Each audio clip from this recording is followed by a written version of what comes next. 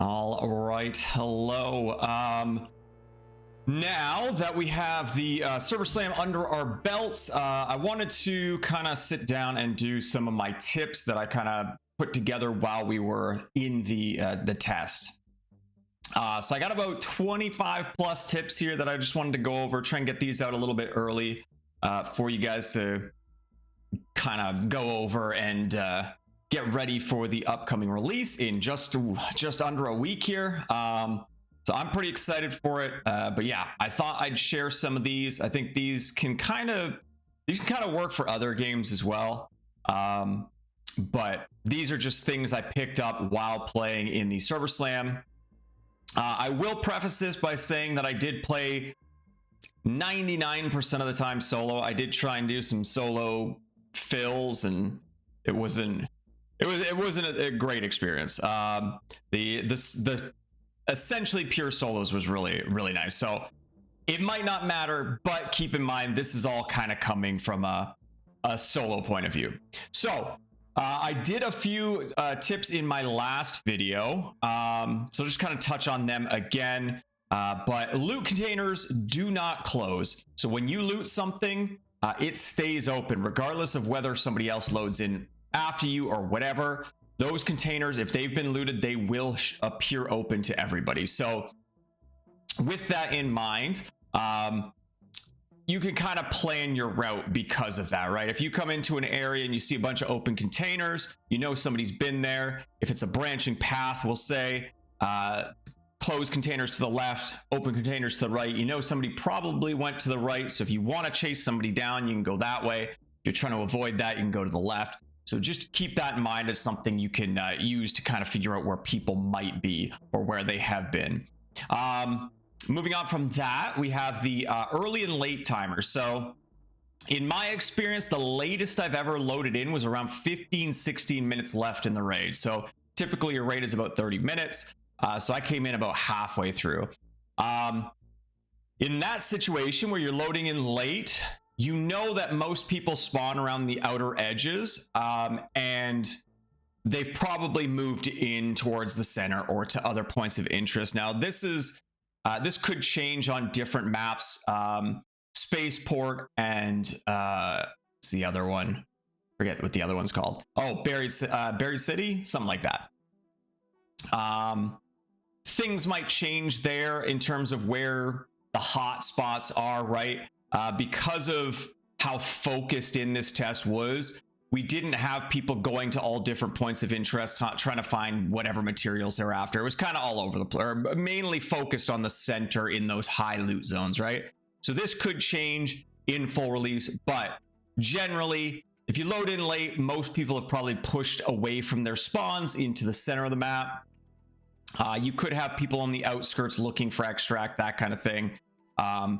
But it should be a little bit safer on the outskirts. And then obviously the flip side of that is if you're spawning in early, right at the 30-minute mark or whatever, most people are going to be around the outer edges. So you might have an easier time getting towards the center, less contested.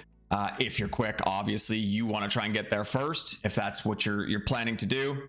So keep those things in mind. Now this was more of a suggestion, but also kind of a tip. This isn't really going to carry over to the other maps necessarily. We only know if you've played the Detectors 2, I think it was called. If you played that, you know the Buried Sands map or Buried City, and you know the Spaceport map a little bit. But if any of these maps have an underbelly like Dam, do yourself a favor and explore it. I had so much fun with the underbelly. There's a few things that are good about it. Number one, it keeps you off the surface, so you're not just out in the open, right? You've got your dark long hallways and stuff like that, which can be kind of scary for a third person type stuff, but it was really nice staying off the surface. You can get kind of anywhere on the map essentially using the underground, and because of that, you avoid a lot of the arc enemies, a lot of the pain in the ass arc enemies. The flyers, the snitches, all that stuff. The only thing you really run into under there are stuff like pops. I think they're called fireballs. Pops, fireballs, that kind of thing. the occasional tick here and there. You don't run into anything too crazy in terms of arc while you're underground, so it's really easy stuff to deal with. Another good thing is if you do get into fights under there, obviously for those of you who've played, when you down somebody or you get downed, a flare goes up, right? Well, while you're in the underground, it'll make the sound, but it's going to hit the roof and just fall down. So you're not going to alert the entire map to your location, whether you got killed or you down somebody or whatever. You're not going to draw everybody to that spot necessarily. It's going to be harder for them to locate because you're indoors. That can work for anywhere indoors. If you're fighting indoors anywhere, the flare will not go up into the air. Obviously, it'll hit the roof and come back down and be less of a beacon for the rest of the map. So keep stuff like that in mind. But yeah, definitely check out the Underbelly stuff. I loved getting around the map and just not being out in the open all the time. And moving on from there, surviving an extract with a free loadout. You're gonna get something called, I think it's a free loadout, free augment loadout, or free loadout augment, or whatever. And what you can do when you survive is you could actually trade that in for any of the green augments. Now, obviously this was in the Server Slam. I don't know if that's a system that's going to carry over into the full game, but I would imagine so. You do it with Lance, the cyborg android, whatever he is, the iRobot guy. You trade it in with him and you can get any of the 3 green augments. That was really nice. If you're using the free augments to kind of come out and be able to upgrade a little bit afterwards. But yeah, something to keep in mind. So it might be obvious, but for the new folk, respect and avoid the arc bots. I know a lot of people were upset with how much stronger they felt in the Server Slam. And I did hear that they potentially nerfed them, but mainly just their vision, so they're not seeing through bushes and stuff like that. But yeah, I was annoyed. I was annoyed at first with the difficulty of the arc, but once you start to learn their mechanics and their movements and that kind of thing, it's not so bad. So one thing with them is you will drain a lot of ammo if you're not careful. If you're trying to fight them with like with light ammo stuff or even medium ammo stuff, you're gonna spend a lot of ammo, especially if you're running like a free kit. You really don't want to be doing that. So you don't have to fight the arc robots, right? You can avoid them. So if you're not really prepared, do yourself a favor and kind of just avoid it. Basically anything that's bigger than a Hornet or a Hornet and larger. So there's 2 types of flyers. There's a Wasp, which is the kind of less armored one, and then there's the Hornet, which has got the armor plates or whatever on its front bit. Anything bigger than that Hornet, that armored one, is going to be a little bit more difficult to deal with anything that isn't like a heavy round. So again, keep that in mind. Also, if you're shooting at these things and you're shooting at them a ton, you're going to be drawing a lot of attention to yourself, right? So I got into an interaction with somebody who was shooting like crazy, and I ended up downing him, and he got mad and said, what's the point of this game? You can't even fire your gun without 15 people coming to you. Well, if you're shooting that much, that's kind of where you went wrong. So just kind of be careful with that kind of stuff. Along with that, if you get into a fight with one of these things and you're spending a lot of time shooting at it, again, somebody else could potentially come in. Now you're in a fight with a player and one of these things, and those arc are probably not going to switch their targeting to them. They're going to be on you, and it's just going to cause you more problems than you'd probably like. So just make sure you're either prepared to deal with these arc or you just avoid them. Moving on from there, again, kind of touching on it again, the PvE was kind of beefed up, and it did actually kind of grow on me. Yeah, like I said, at first it was kind of annoying, but once you start to learn to deal with it, you kind of appreciate what they are, and it makes sense that you're just a little underground scavenger trying to make your way with your little dinky guns. These are like high tech. We don't really know the lore. I don't really know the lore. But these are like high tech drones and robots and that kind of thing. It kind of makes sense that your little pea shooters probably aren't going to be fit to deal with them that much, especially early on in the game. So I do actually think it's a very interesting part of the game. If you've played Arena Breakout or Tarkov or anything like that, usually the AI is just shoot them once in the head and move on, that kind of thing, you know? This, it actually feels like a threat and actually kind of makes it feel a little more fresh. It's not just this, oh, there's a tedious scav over there, got to shoot him real quick or whatever. It's something you have to be very careful with and respect. But yeah, learn to use them. That's the biggest thing. Use them to your advantage. Figure out their patrol paths, stay on the outer edges of their patrol paths. Use them as alarm systems to let you know if other players are there. You can see from across the map whether they're aggroed, obviously if you have line of sight, but if they have a blue light, they're just doing their thing, they're just hanging out. If they got a yellow light, they're like, okay, something's going on, they're looking around. If it's a red light, they're on to something. And usually with like the wasps and the hornets, when they're shooting at something, they have the beam, the light beam that aims at that person, so you can kind of figure out where people are with that. So take advantage of that, learn to use it, and try not to have it used against you. Now, on the same note with Arc, there are actually a decent amount of gadgets that you can use to either kill them or disable them or whatever. Showstopper grenades, they're I think they're a blue rare or whatever that is. But they're like a stun grenade. So if you throw out one of these showstoppers, it will actually stun Arc for about 10 seconds, I think it says. I think it stuns players for 2, so it's a stun grenade regardless, but it can be really good against Arc. If you get into a tough situation, there were a lot of times where I had like 2 hornets and a wasp on me or something just out in the woods with no real cover and no real way to deal with them. If I had something like a showstopper grenade, I could drop that, have them get stunned, and then just get out. So keep stuff like that in mind. You don't necessarily need to carry them all the time. Again, they're a blue rarity, so they're probably a little more expensive, a little harder to craft, that kind of thing. But keep your eye out for them while you're looting. I found tons of them while I was looting, while out with my raids. Might be worth to have in your inventory just for those types of situations, right? Another one was the photoelectric cloak. It's a very interesting item. I think it was a pink-ish rarity, whatever color that is.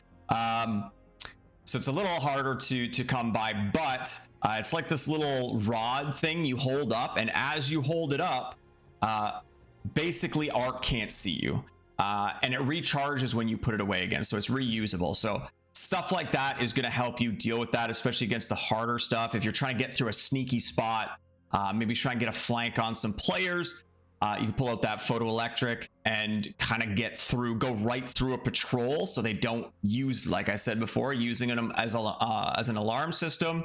They can't do that. So stuff like that. There are a lot of things in the game. I'm guilty of not using a lot of the utility that's given to me in games at times. I just want to shoot things, but it may be something we all have to kind of get used to, right?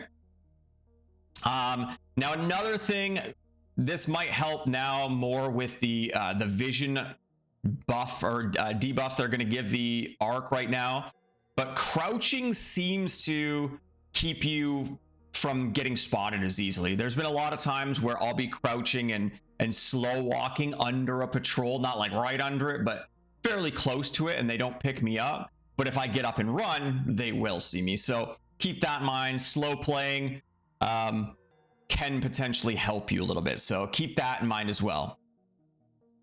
Now, in terms of dealing with them, personally for me, something I always did, pretty much if I wasn't doing a free kit, if I was bringing in my own loadout, I had my main gun, and then I always had a Ferro on me with a stack of like 20 heavy ammo. Ferros are pretty cheap to get or to craft, and heavy ammo is easy to carry. Carrying 20 rounds of heavy ammo is easy to both acquire, craft, and carry with you. The Ferro was really, really good at dealing with the arc. So again, I had one of those on me at all times, pretty much. Yeah, and just because it's a heavy round, it was easy to penetrate armor and stuff like that. So dealing with hornets, dealing with basically anything, pops and fireballs, it one-shot a lot of that stuff. So it was really handy there. The snitches are crazily armored for some reason, but it usually takes me about 3 rounds with the Ferro to take out a snitch, which is a bit of a pain in the ass, but anyway, worth carrying in my opinion. Eventually later you might start carrying heavier stuff like an Osprey, or you might even start running the Anvil, whatever. All of those can help you deal with it, but if you want a nice cheap solution, the Ferro is absolutely fantastic for dealing with arc, and it's actually pretty solid against players too. Great for using as your first shot into a fight. Hit them hard with that and then go in with your main gun, and you're now in a much more advantageous position than they are. Moving on from that, make sure you try and learn key spots on the map for things like ammo, for meds. There are times where even if you go in as prepared as you think you can be, you might run out of shields, you might run out of meds. Try and keep an eye out for places where there is usually med stuff. The spawns seem static. Most of the spawn stuff seems static at the moment. Random side thing, I do wonder if they'll ever change that, so those exact loot spots aren't always the exact same, you know. Escape from Tarkov did that at one point, where they made it like a dynamic random spawn for loot in certain areas. So I do wonder if that'll be a thing eventually. But yeah, you run out of shields, you run out of bandages, you're kind of in a rough spot. So knowing where to find that stuff is pretty handy. On that same note, in some places there's things like mushrooms. So in the underbelly stuff of Dam, on some of the pipes and stuff, there's actually mushrooms that like spawn, and you can pick those and they actually heal you. I don't know about moss. I've seen moss and stuff on trees. I don't know if that functions as the same kind of thing, but again, worthwhile to keep that in mind just in case you run out of meds. It can really help you in a pinch. Now this can kind of go for most games, but be aware in your fights. If you care enough, you can even record your fights. Grab OBS, it's a free program. You can record your raids. If you need to afterwards, you can VOD review them and see what might have happened in a fight, things you can improve on, that kind of thing, and then you just delete that VOD and then record the next one. So again, that's obviously a little more sweaty, if you want to call it that, but if you care, that is an option you can do. But yeah, for me personally, being able to go back into replays and kind of learn from a fight has been huge. There was a fight I lost in the Underbelly, where we were in a long hallway and there's a door between us, but there were windows along the side, and I thought it was just like windows out into the whatever, just a drop. But there was actually a balcony out there, and now this was a bit of a footstep issue, but he was able to jump out the window, run up this catwalk and shoot me through my window, and I had no idea. Again, because I didn't hear it, but I had no idea that was a thing you could do, jumping out that window. And now it's something I look out for. It's something I try and use myself, those kind of things. But yeah, knowing your fights and learning from your fights is such a huge thing. So something, again, worth keeping an eye out for.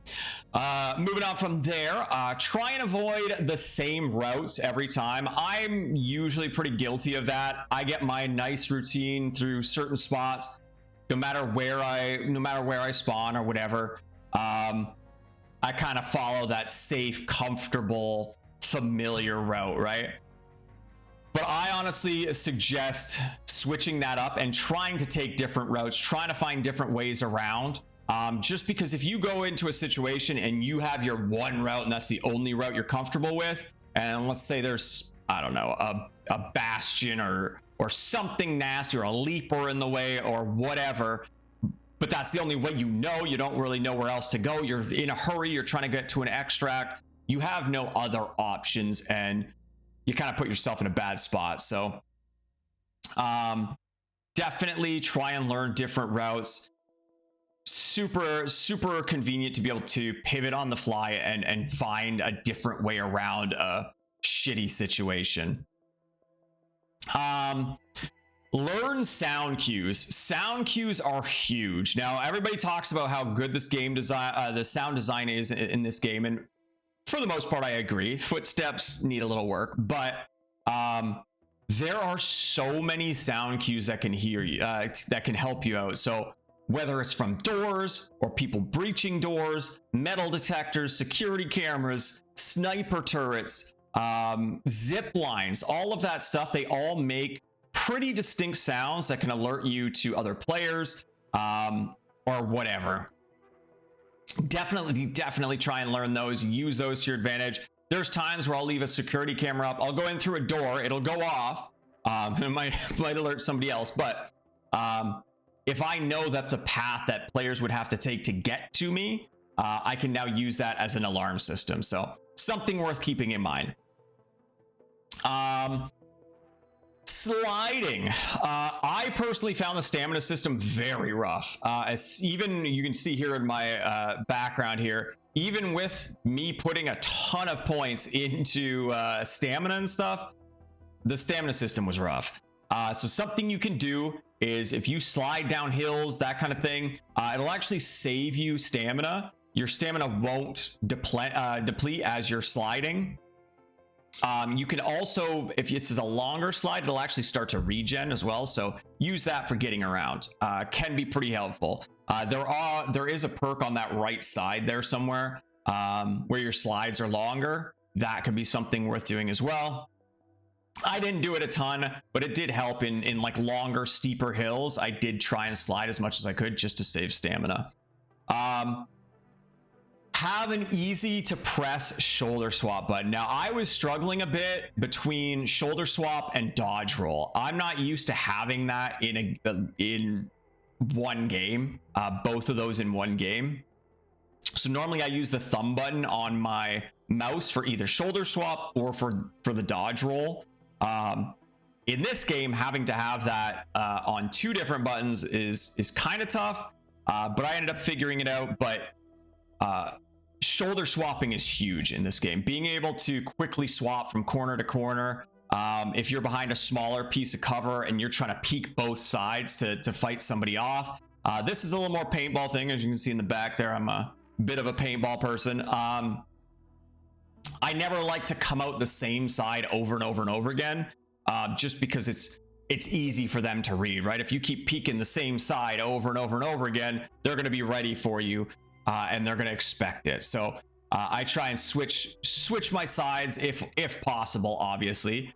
Even coming out like higher or lower or whatever, something to break up where you're coming out can be very helpful. But yeah, having the ability to switch shoulders quick back and forth, to pop out different sides of a piece of cover or whatever can be really helpful. So having that in a spot you can press easily without having to take your fingers off the movement keys is super helpful. So keep that in mind. Kind of on the same thing, make sure you check your corners. I'm personally not a big fan of third-person shooters just because of the corner peeking.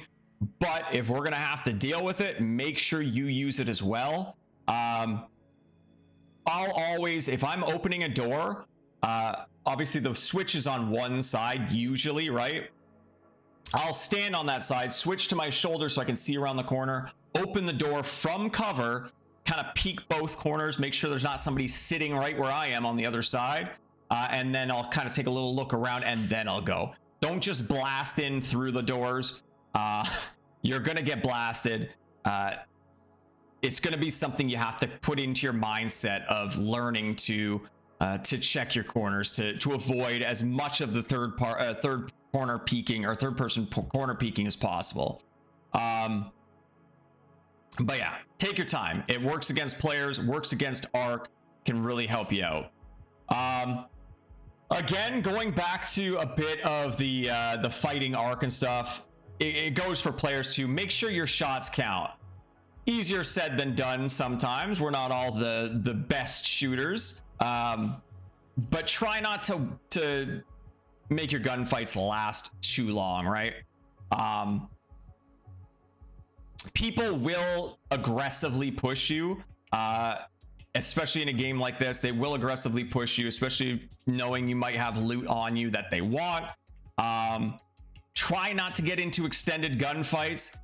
If you have to, sometimes it's okay to disengage. If you know this fight's going on way too long and you don't think you can finish this guy off and be able to loot him, get out. Just leave. Fall back, retreat, go a different way, whatever you got to do. Just make sure your gunfights aren't taking way too long, because you're going to get pushed. On a similar note, try not to stay in the same spot for too long.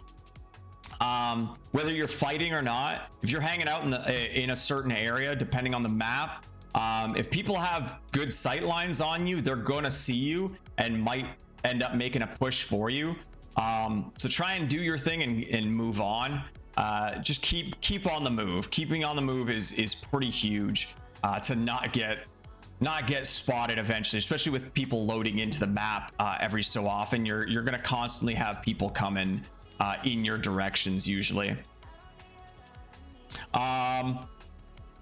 Where are we here? Close doors. Now, again, this might not be as big of a thing if you're running in a group. You don't really care too much. But for me personally, I closed all doors behind me usually, especially in like longer hallways. Again, the underbelly where it's a lot of long, straight catwalks. I'd always try and make sure to close a door behind me just to make sure there were many times I got shot in the back until I started closing those doors. So now you are going to have to be aware of that situation, right? You don't want to close a door, push forward into a small room, and then somebody comes around the corner and now you have no way to retreat. So you kind of have to read the situation. If it seems clear, you open that door, you peek around, nothing's going on, you don't hear anything, then it might be safe to close the door. But yeah, you're gonna have to read those situations. But for the most part, I close doors. Not only does it block line of sight, it's also, again, another alarm system, another sound system. So you can hear somebody opening a door behind you if they're following in your footsteps or whatever, right? This is a little movement tech, I guess you could call it. I don't know if any of you have really done the drop into the tower, which apparently is now removed, which kind of sucks. I thought that was a cool little thing. It didn't have to be for every locked door. I know it was a locked door and it kind of makes the key irrelevant, but I thought it was a pretty cool little thing. Just being able to drop off the ledge, grab the lower ledge and pull yourself into that locked room. I thought having even just one spot in the entire game where you can kind of bypass a key like that is kind of a cool thing. I guess they didn't. So apparently that's been rectified, unfortunately. But that same tech of being able to drop off a ledge and grab the ledge below you, you can use that anywhere. There are a lot of places in that underground on the dam where you can jump out the window and there'll be like ledges underneath that you can grab onto. You don't take damage from it, so you can actually drop some pretty big heights. As long as you know there's a ledge there you can grab, you can drop some pretty big heights, catch yourself and save yourself some damage, and that can be huge in some fights even. If you're running from somebody or chasing somebody and maybe you're a little bit behind them, or they're catching up to you, you can drop off that ledge, grab the lower ledge, and be able to save yourself from taking fall damage, whereas they might not know how to do that. They might jump off, take some damage. Now maybe you have a bit of an edge in the fight, or they're just too scared to jump off and they won't chase you. It can also help you when you're trying to get somewhere. Let's say you're rushing to an extraction, you need to save time. You could potentially do these ledge drops to save you that time. So something worth trying to figure out. Again, it kind of goes into map knowledge too, learning those little drops and stuff. Metal detectors. We were talking about different types of alarm systems and that kind of thing. Actually, funny, you could see how I peeked that corner there, right? Just random side tangent there, but you could see how I peeked that corner before I went into the room. Anyway, metal detectors. You can actually break metal detectors. If you pull out your melee and you hit the metal detector, it will actually permanently break it for that raid. So when you go through a metal detector, it's got a pretty loud alarm that goes off. You can actually break them and now you can cross through them and they won't go off. So again, something to keep in mind. You might want to keep them up as an alarm system, but if you're trying to be a little more sneaky, obviously it's going to make some noise when you hit it, but you can actually break it and disable it. Now, some people have started to realize this, but when you are downed, you can actually still interact with the, I believe, the elevator call switch, as well as the terminal inside to go back home. And it seems that ARC robots tend to ignore you when you are downed. So you can actually crawl in there, hit the switch, get into the elevator, call the elevator, and get out still. So keep that in mind. Try not to give up as soon as you get down, because there is potentially a way for you to get out. Something worth noting there. Stamina management. Again, the stamina system was killing me. Wasn't my favorite, but you start to learn ways to kind of manage it and try and conserve as much as you can. A big one for me is don't be running in the open to complete stamina exhaustion. You don't want to be caught out in the open with no stamina. It's going to be bad. So I'll try and sprint in the open as much as I can, because I don't want to just walk everywhere, right? I'll sprint until I'm about half stamina, and then I'll let it regen, and then I'll sprint again. Just because if you start getting shot at, you want to be able to sprint and get to cover if possible. So having at least a little bit of stamina there just while you're running is pretty huge. Another thing that's a little more sweaty, I guess, is keep track of where your cover is. Always have your next piece of cover picked out, somewhere to dip behind if you need to, kind of on that same line. Let's see what else. This is just random. If you're trying to make some money early on, anything that's marked with a little diamond icon tends to be worth quite a bit, even if they're gray in value, in rarity. They can still actually be pretty valuable. So keep those in mind for when you're trying to make room for loot. What else here? For guns and shields, if you recycle them, they actually tend to break down into parts that you need to repair them. So, for example, a 7-pound or whatever weight model they use, a 7-pound blue shield will actually break down into a 0.3 pound arc circuitry, which you can use to repair other blue shields. So if you, I don't know, kill a couple players or whatever, and they have a bunch of blue shields on them, you'd like to take them, but you can't, they're just a little too heavy. You could actually recycle them in raid and break them down into those arc circuitries and take them out with you to repair your other blue shields back in your hideout. So something worthwhile. Also, you can do that with weapons as well. It tends to be rarity to rarity, right? So breaking down a green weapon will give you materials to repair a green weapon. Breaking down blue stuff will give you materials to make or to repair blue stuff. So worth doing. If you're just going to leave those shields behind anyway, scrap them and take out that lighter bit of kit. Lastly, I need to test this a bit more, but from my understanding, shields versus health That'll probably be like another video.